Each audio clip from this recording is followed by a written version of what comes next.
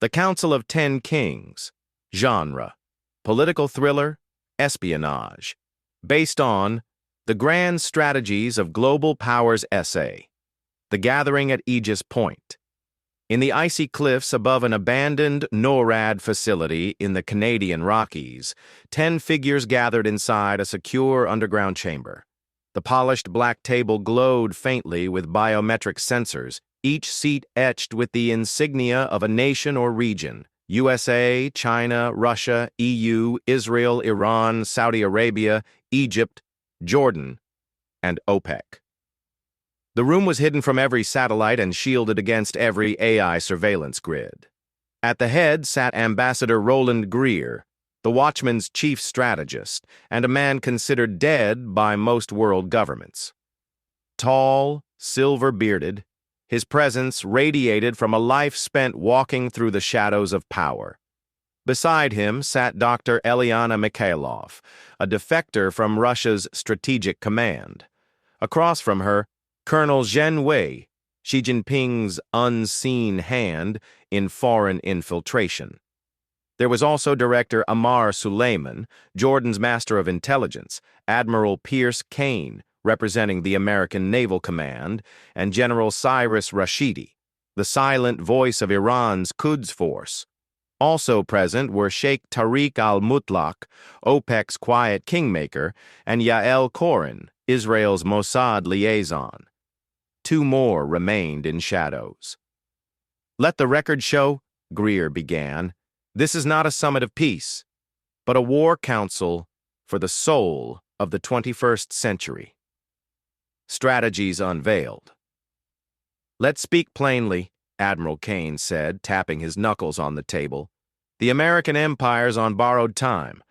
The dollar's strained, our borders bleed, and every city that bows to woke delusion becomes a staging ground for collapse." Zhen Wei smirked. "Precisely the weakness we anticipated. America can still strike hard, but it cannot endure. In the East, we build for centuries. Your short-term chaos is our long-term stability." Yael Koren's voice sliced the air. "And while the West dithers, Iran funds Hamas, Hezbollah, and chaos in the streets of Jerusalem. That's not long-term strategy. It's spiritual suicide." General Rashidi spoke at last, his voice calm. "We do not seek peace. We seek purification. The West lives by rebellion. We live by submission, to power, to destiny, to Allah." Dr. Mikhailov tapped a screen showing Ukraine, Georgia, and the Baltics.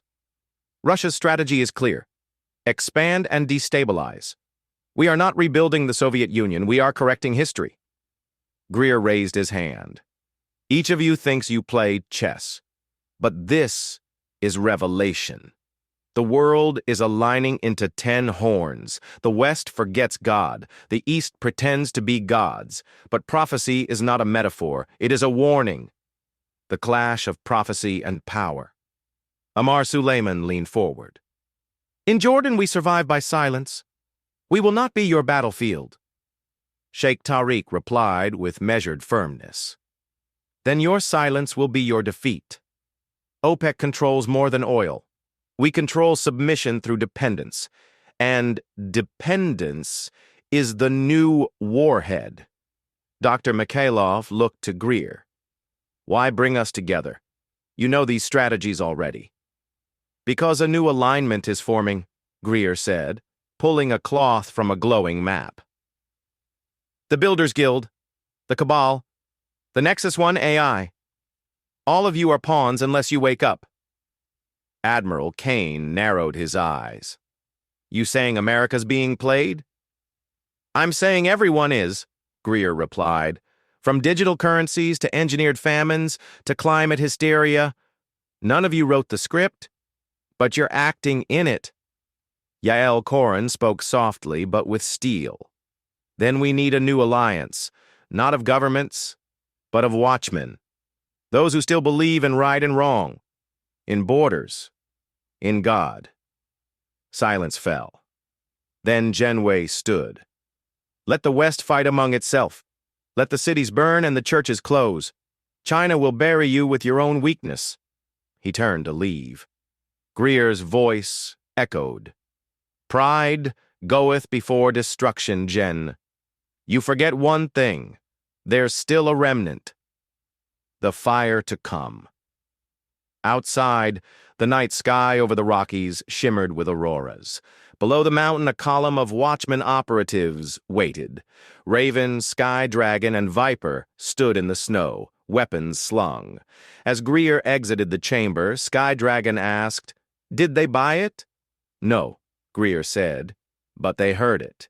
Viper adjusted his gear. "Then we light the match. Operation Ezekiel begins now." "And what if they unite against us?" Raven asked. Grier's eyes burned with fire. "Then we finish what Nimrod started and show them who the tower was built against." Closing note.